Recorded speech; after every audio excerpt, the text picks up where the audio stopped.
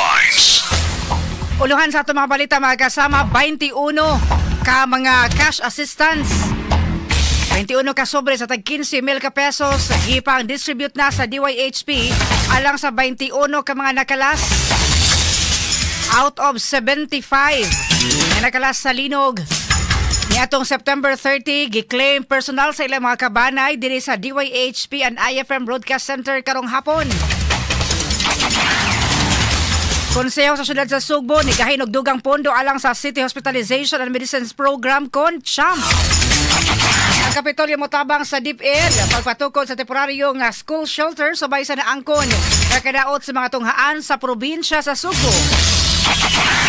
Mga nasunugan sa Barangay Labugon nakaduwat usab og tabang pinansyal. Mao kato mga headlines.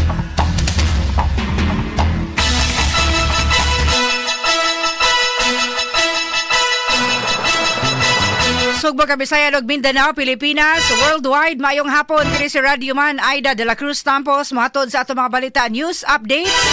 Adlaw karong Miyerkules mga kasama, Oktobre 15, 2025. Kumusta yung kahaponon karon?